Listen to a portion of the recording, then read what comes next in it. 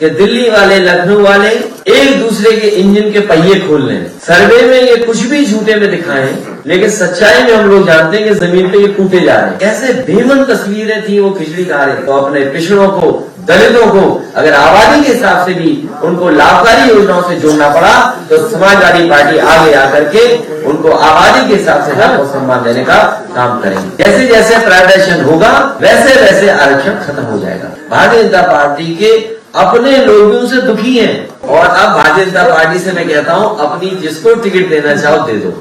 तो एनसीआरटी का आंकड़ा निकालिए और अगली बार वो बोले तो उनके मुंह पे चिपका देना। उत्तर प्रदेश में गुजरात के लोग पहले आ गए। अगर आप खाली कुर्सी की फोटो दिखा दोगे या वीडियो दिखा दोगे आपकी नौकरी किसी दिन चली जाएगी।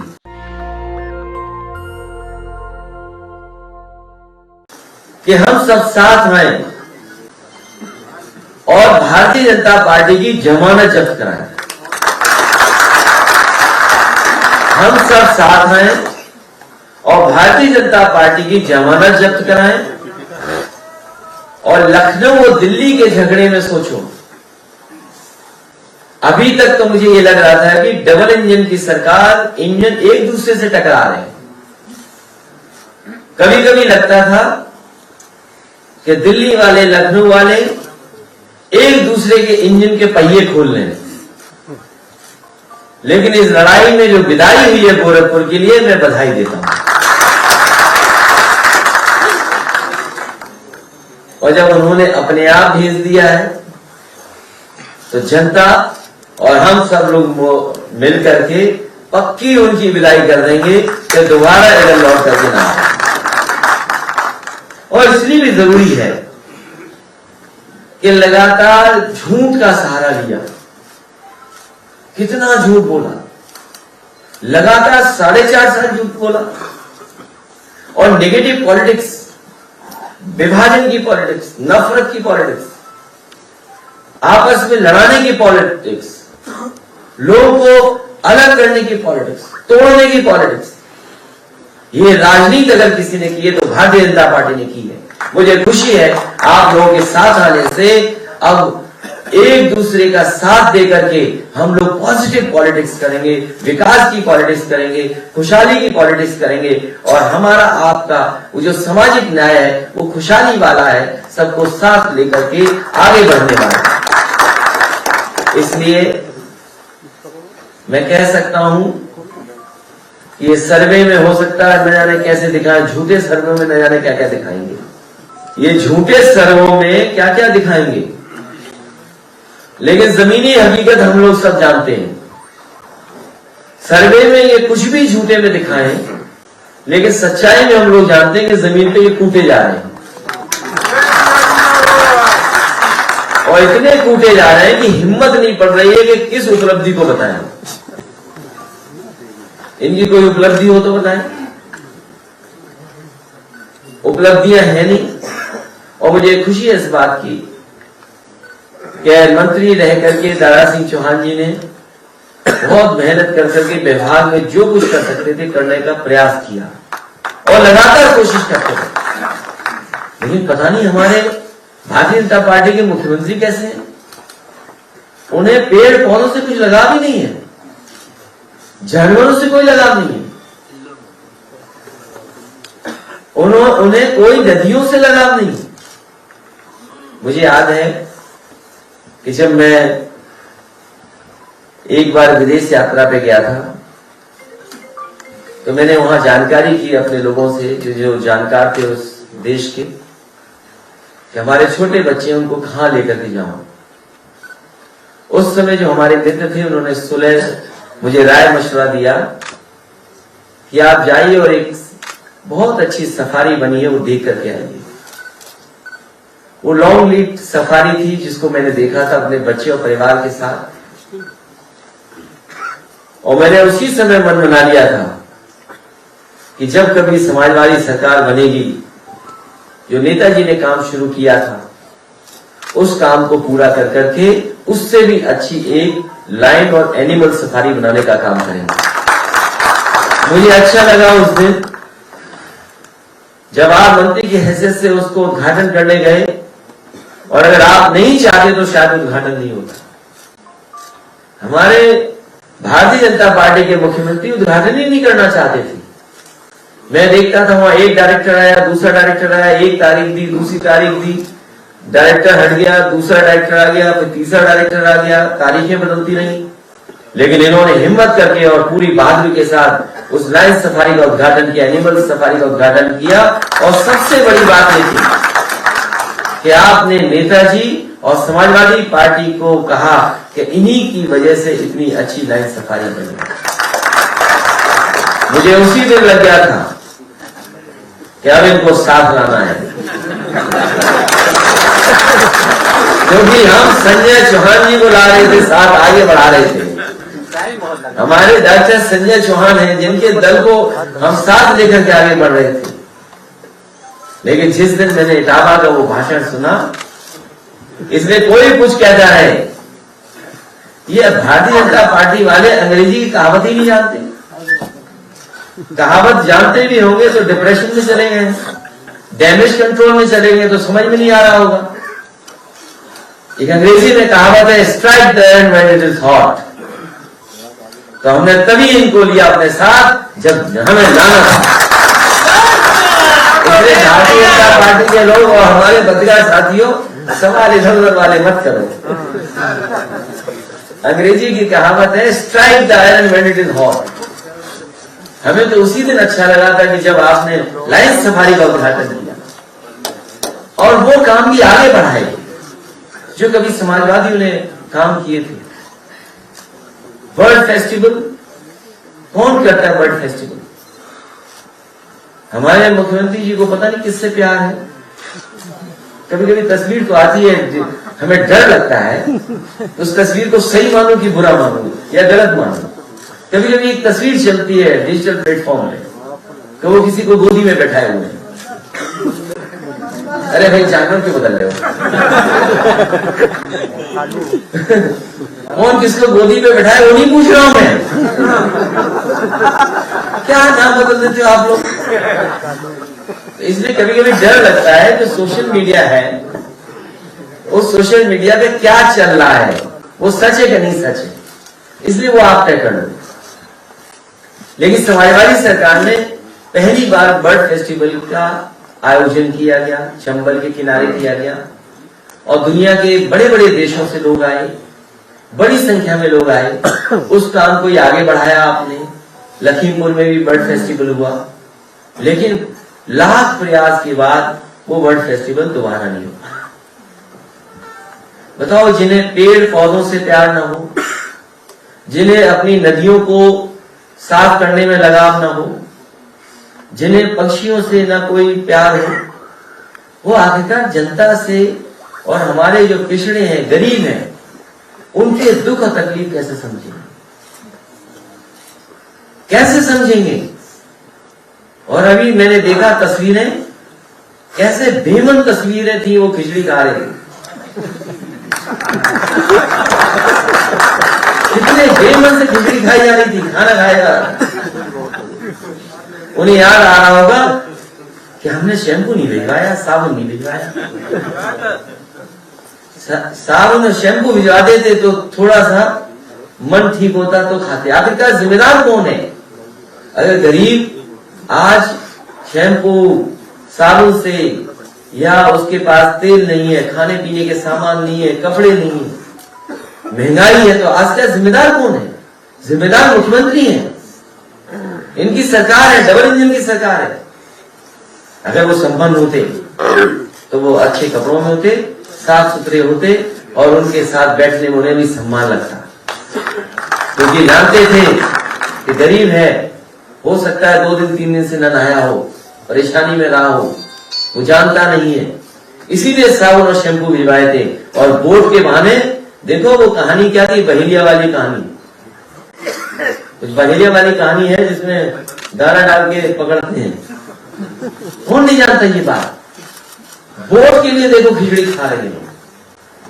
इसलिए हर वर्ग के लोग समझ गए हैं कि वोट के लिए सब कुछ कर रहे हैं, इसलिए सब साथ आए और भाजपा की जमानत जब्त कराएं, यही हमारा निवेदन है। एक बार फिर मैं आपका स्वागत करता हूं और आपको भरोसा दिलाता हूं जो हमारे मुद्दे रहे हैं कि जाति जनगणना होगी, 3 महीने के अंदर जाति जनगणना करने का काम करेंगे और उत्तर प्रदेश की जो लाभकारी योजनाएं होंगी, जो लाभकारी योजनाएं हैं जिसमें पहले भी करने का प्रयास किया था, हाई कोर्ट और सुप्रीम कोर्ट तक लोग पहुंच गए थे पीआई कर करके, लेकिन समाजवादी सरकार बनेगी तो अपने पिछड़ों को, दलितों को अगर आबादी के हिसाब से भी उनको लाभकारी योजनाओं से जोड़ना पड़ा तो समाजवादी पार्टी आगे आकर के उनको आबादी के हिसाब से हक और सम्मान देने का काम करेंगे। देखिए, ये हमारे साथी जो बोल रहे हैं, अब मत बोलिए कुछ भी। अब हम लोग चुनाव के मैदान में चले गए हैं। अब चुनाव से पहले हम सब जितना त्याग कर सकते थे त्याग किया, और आज भी त्याग कर रहे हैं हम लोग, हमारी पार्टी के लोग, और हम लोग अभी भी त्याग कर रहे हैं, इसलिए कि हम सब लोगों को साथ लाना चाहते हैं, जोड़ना चाहते हैं। और साथ लाने के लिए हम तो कहते हैं त्याग करें सब लोग। अगर हम लोग त्याग कर रहे हैं तो जो लोग भारतीय जनता पार्टी को हटाना चाहते हैं वो भी त्याग करें। ये लाइव रखना, ये वर्चुअल रैली है, नहीं हम पे एफआईआर हो जाएगी। देखिए, अभी हमारा घोषणा पत्र आने वाला है। घोषणा पत्र में बहुत सारी बिंदु ये सब शामिल होंगी कि उत्तर प्रदेश में हम किस तरीके से जनता की सेवा करें, किस तरीके से उत्तर प्रदेश को खुशहाली के रास्ते पे ले जाएं। और जहां तक आज हमारा चौहान समाज इतने बड़े पैमाने पर जुड़ रहा है पार्टी से, उनके तमाम ऐसे सवाल हैं, तमाम ऐसे उनके फैसले हैं जिनके पक्ष में समाजवादी पार्टी खड़ी है, उनको भी हक और सम्मान मिले, उस पर समाजवादी पार्टी काम करेगी। और जहां बड़े बड़े सवाल हैं प्राइवेट को, ये स्वाभाविक है, भारतीय जनता पार्टी की स्ट्रेटेजी है। ये पिछड़े और दलित तो सब समझ गए हैं कि ये भारतीय जनता पार्टी की स्ट्रेटेजी है कि धीमे धीमे सब चीजें प्राइवेट कर दो। जब प्राइवेट कर दोगे तो अपने आप बाबा साहब भीमराव अम्बेडकर जी के दिया हुआ संविधान पूरा का पूरा बर्बाद हो जाएगा, खतरे में पड़ जाएगा। जैसे जैसे प्राइवेटाइजेशन होगा वैसे वैसे आरक्षण खत्म हो जाएगा। ये भारतीय जनता पार्टी की सोची समझी रणनीति है, उससे जागरूक हो गए। केवल यही नहीं है, आप स्ट्रेटेजी देखिए, पहली सूची आती है, भारतीय जनता पार्टी कहती है कि सबसे ज्यादा हम पिछड़ों को सीट दे रहे हैं। अरे इस बार पिछड़े सब जागरूक मिलो। जो मुख्यमंत्री पूरे 4.5 साल ये कहता हो सबका साथ सबका विकास, फिर उतर आए वो 80-20 पर, और फिर अब इस सवाल पर उतर के आए, वो दूर न जाए। गोरखपुर यूनिवर्सिटी में जो भर्ती हुई है उसका सामाजिक न्याय बता दीजिए, क्या किया उन्होंने सामाजिक न्याय? केवल एक जगह बता दीजिए। दूसरा, AKTU जो कलाम साहब के नाम पर यूनिवर्सिटी है, उसमें जो भर्ती हुई वो बता दें। अभी कल मैं किसी का भाषण सुन रहा था, कहा कि जो भर्तियां हो रही वो खुली छूट है भर्तियों की, इसलिए मुख्यमंत्री से ज्यादा झूठ कोई नहीं बोल सकता। अब जनता ने समझ लिया है कि भारतीय जनता पार्टी के मुख्यमंत्री झूठ बोलते थे, भारतीय जनता पार्टी के अपने लोग भी उनसे दुखी हैं, वो भारतीय जनता पार्टी के सदस्य नहीं है, सभी टिकट मांग रहे थे। जो मुख्यमंत्री टिकट मांग रहा हो, उसके मन की टिकट न मिली हो, जिसे संतों ने और गुरुओं ने कहा हो कि अगर आ गए फैजाबाद तो विदाई कर देंगे, उनकी भारतीय जनता पार्टी ने विदाई कर दी गोरखपुर भेजकर। उनके लिए योजना बहुत बड़ी है, अभी बता दूं, उनके लिए योजना है सरकार ही योजना है। समाजवादी विचारधारा से जुड़े लोग हैं, वो जानते हैं कि समाजवाद को खतरा है, इस देश के लोकतंत्र को खतरा है, इस देश के संविधान को खतरा है। जो समाजवादी है वो इस बात को पहचानते हैं, और मुझे खुशी है इस बात की कि बड़े पैमाने पर समाजवादियों ने स्वागत किया है दारा सिंह चौहान जी का और हमारे स्वामी प्रसाद मौर्य जी से लोग। और पहली बार नहीं, आप हमारे बगल में संजय चौहान जी बैठे हैं, पूरा प्रदेश घूमे हैं। आप बताइए, समाजवादी पार्टी के लोग लगातार उनके साथ खड़े होकर के उनके साथ उनके समाज में उसके आंदोलन को बढ़ाने का काम किया। अभी हमारे पास रामपाल भी आ गए हैं, बताइए यहाँ नहीं दिखाई दे रहा आपको कुछ? तो अगर उनको गिरफ्तार कर लिया है तो उनके परिवार में जिनके ऊपर एक भी मुकदमा नहीं होगा उनको टिकट देंगे। ठाकुर ये कह रहे हैं नहीं, अब हमारे पास गुंजाइश नहीं। और अब भारतीय जनता पार्टी से मैं कहता हूं, अपनी जिसको टिकट देना चाहो दे दो। आप उनके सवाल में चक्कर मत पड़ा करें। आप उत्तर प्रदेश की जनता का हित देखिए। जब अनुराग ठाकुर जैसे मंत्री आपसे कुछ कहें, आप उससे पूछिए कि जिस विभाग में आप मंत्री थे या जिस विभाग में मंत्री हैं, आपने उत्तर प्रदेश को क्या दिया, ये बताइए पहले तो। और जो समाजवादी सरकार में जो काम करके दिखाए हैं, उसकी आप कल्पना नहीं कर सकते। और मैं आपसे कहूंगा, क्योंकि हालांकि एक शब्द बड़ा बदनाम हो गया, ईमानदार शब्द। अगर आप बहुत निष्पक्ष और ईमानदार पत्रकार हैं तो एनसीआरबी का आंकड़ा निकालिए और अगली बार वो बोले तो उनके मुंह पे चिपका देना। और दूसरे एक और का एक अधिकारी, तो सोचो वर्दी में कैसे कैसे लोग छिपे हुए थे। वर्दी में यही बात तो मैं कहता हूं पहले दिन से। क्या पंचायत का चुनाव आप भूल गए? पंचायत का चुनाव जब हुआ था उत्तर प्रदेश में, मैंने कहा था कि भारतीय जनता पार्टी के लिए जिलाधिकारी और पुलिस कप्तान मिलकर के चुनाव लड़ रहे हैं। और उसको आपने देखा कि उत्तर प्रदेश की बहनों के साथ, उन माताओं के साथ क्या घटना घटी। कोई कल्पना कर सकता है आज के समय पर एक बहन के कपड़े फाड़ दिए जाए, एक बहन की साड़ी छीन ली जाए, और आज के समय पर वो भूले लखीमपुर में भारतीय जनता पार्टी के गृह राज्य मंत्री के बेटे ने किसानों को कुचल दिया। ये कहां हुआ ऐसा? और गोरखपुर कैसे भूल जाओगे आप, जहां पर एक व्यापारी को पुलिस ने मार मार के मार दिया। ये पुलिस के लोग वो थे जिन्होंने लगातार अन्याय किया, अपने सरकारी लोगों को, सरकार के लोगों को खुश करने का काम किया, और आज उन्हें इनाम मिल रहा है। जहां कहीं भी इनाम मिलेगा उनकी जमानत जब्त होगी। कहीं तो चुनाव लड़ने जाएंगे, वहीं पर जमानत जब्त होगी। मैंने कल भी कहा कि जब से ये लोग सब आए हैं साथ, और जब से गठबंधन हुआ है, 80% लोग हमारे साथ हैं, और आप जैसे लोग 20% खिलाफ हैं। सारे बात तो बताओ, 100 में 100 है हमारे साथ की नहीं है। इसीलिए भारतीय जनता पार्टी उत्तर प्रदेश से साफ होगी, यही फर्क था। लोग प्रोग्रेसिव लोग हैं। देखिए बात समझिए। अभी हम जानकारी कर लेंगे कि वो असली आदमी, भारतीय जनता पार्टी कुछ भी कर सकती है चुनाव से पहले। इसके लिए तैयार रहिए। आप चुनाव से पहले तैयार रहिए। यहाँ कोई भारतीय जनता पार्टी का भी आ सकता है, और आप में से सब लोग जानते हो कौन भारतीय जनता पार्टी का बैठा हुआ है।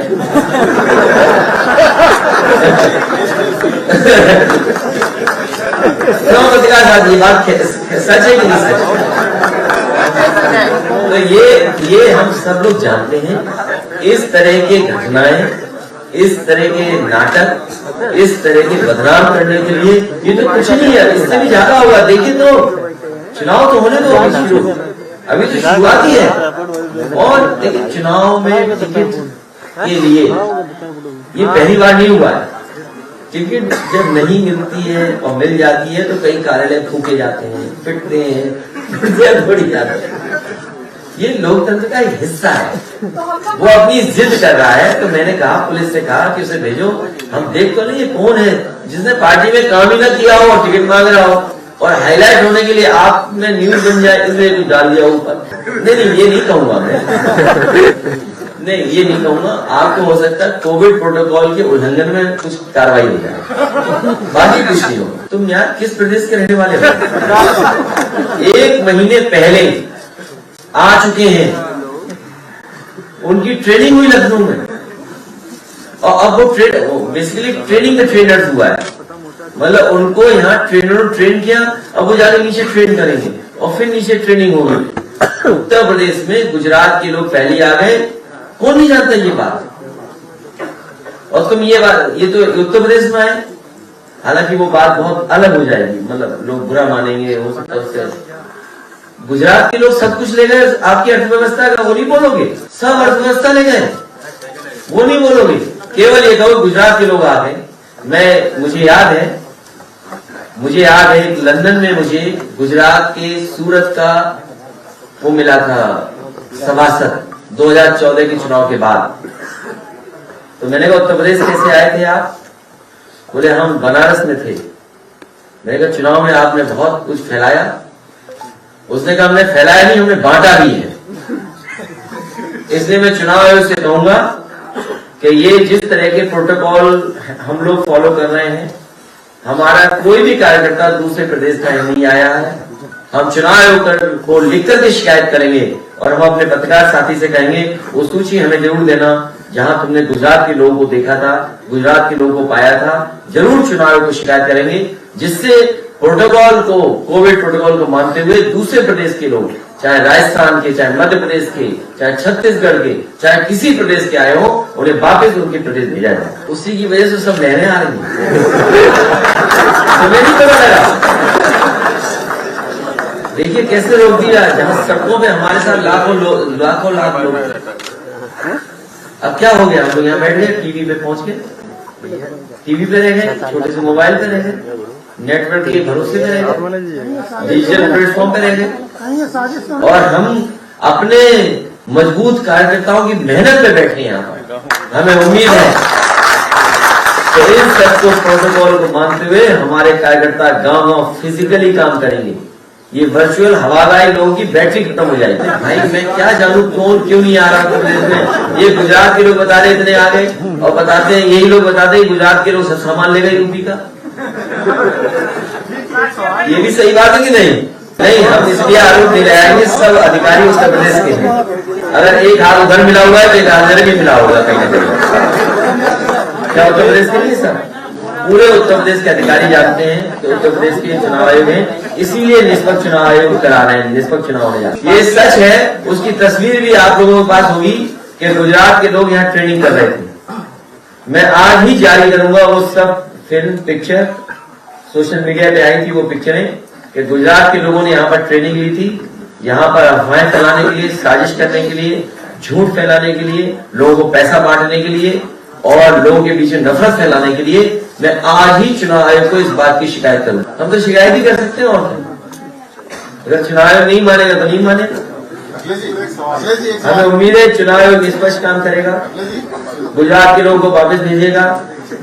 ये अधिकारियों की जिनकी शिकायत की, जिन्होंने लगातार भारतीय जनता पार्टी के बनकर के काम किया, और जो अधिकारी, मैं चुनाव आयोग से इस बात की शिकायत करूंगा कि पिछले 5 साल में असीम अरुण के साथ जो अधिकारी लगातार ड्यूटी पे रहे हैं, लगातार जिन अधिकारियों को ड्यूटी पर अपने साथ लेकर के गए, पूरे 5 साल के नौकरी के कार्यकाल में देख करके जो लगातार उनके साथ रहे हैं, उनको भी हटाया जाए, वरना वो भारतीय जनता पार्टी के कार्यकर्ता के रूप में काम करेंगे।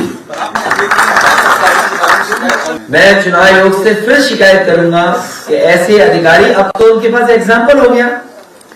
अब ये एक एग्जाम्पल है कि एक अधिकारी किसी पार्टी से कितना रिश्ता रख सकता है, कि भारतीय जनता पार्टी का सदस्य भी है, बातचीत भी हुई होगी, टिकट के लिए तय भी हुआ है, उसके बाद भी कमिश्नर बना रहा। तो ऐसे भी अधिकारी जिन पर हमारी पास जानकारी और सूचना मिली, हम शिकायत कर रहे हैं। हमें उम्मीद है कि चुनाव आयोग ऐसे अधिकारियों पे कार्रवाई करेगा, और अगर चुनाव आयोग ऐसे अधिकारियों पे कार्रवाई नहीं करेगा तो चुनाव आयोग पर सवाल खड़ा होगा। हम नहीं मानेंगे कि चुनाव आयोग निष्पक्ष काम कर रहा। तो डीएम को, एसपी को और रोडवेज की सड़कों, रोडवेज की बसों को इंतजाम नहीं करना पड़ता, पीडब्ल्यूडी विभाग को पैसा नहीं रिलीज करना पड़ता। आप मुझे उत्तर प्रदेश में बताओ एक भी रैली जिसमें कुर्सी खाली न हो, और मैं आपसे भी कहूंगा जो सवाल पूछ रहे तैयारी की, अगर आप खाली कुर्सी की फोटो दिखा दोगे या वीडियो दिखा दोगे, आपकी नौकरी उसी दिन चली जाएगी। क्या खाली कुर्सियां नहीं बीजेपी की रैलियों में? क्या नहीं? बताइए, कानपुर में जब व्यापारी सम्मेलन था कितनी कुर्सी खाली थी? बताइए, किसी रैली को बता दो। और मैं तो पंजाब के किसानों को बधाई दूंगा, एक भी किसान नहीं आया, पूरी कुर्सी खाली थी, पूरा मैदान खाली था। अब बीजेपी में रंग जाओगे तब जो कहोगे बीजेपी वो कहोगे। और सुनिए, जिस विभाग में वो थे उसमें एक अधिकारी आत्महत्या की थी, पता कर लेना। जो आर.के. आजम खान साहब कहेंगे और पार्टी का महासंगठन जो कहेगा और हमारा जो सर्वे करेगा उसको टिकट मिलेगी। अगर आपके पास कोई सर्वे तो दे दो हमें। डिजिटली है प्रोग्राम पूरा, और वो साथ रहते तो और अच्छी बात थी, लेकिन इधर चौहान, इधर पटेल, उधर पाल साहब, इधर चौधरी जी, उधर हमारे प्रदेश अध्यक्ष। हिंदू बनाम हिंदू एक किताब है, अगर आप उसका एक पैराग्राफ पढ़ लोगे तो पूरी भारत की राजनीति को समझ जाएंगे। बाबा साहब भीमराव अम्बेडकर पूरी जातिवाद व्यवस्था के खिलाफ थे। राष्ट्रपिता महात्मा गांधी जाति और इस तरह के भेदभाव के खिलाफ थे। डॉक्टर राममनोहर लोहिया के खिलाफ थे। नेताजी से लेकर के जितने समाजवादी लोग हैं, वो जनेश्वर मिश्र का भाषण सुनिए जो वो कभी कभी कहते थे अपने भाषणों में, तो ये कोई नया नहीं है, ये अपमानित करने के लिए उन्होंने खाया है। नेशनल दस्तक की आपसे गुजारिश है कि अगर इसको बचाना चाहते हैं तो नेशनल दस्तक को सब्सक्राइब करने के लिए रेड कलर के सब्सक्राइब बटन को दबाएं, फिर बेल आइकन की घंटी दबाएं। नेशनल दस्तक को बचाने के लिए बहुत जरूरी है कि हर खबर को शेयर करें, लाइक करें, कमेंट जरूर करें।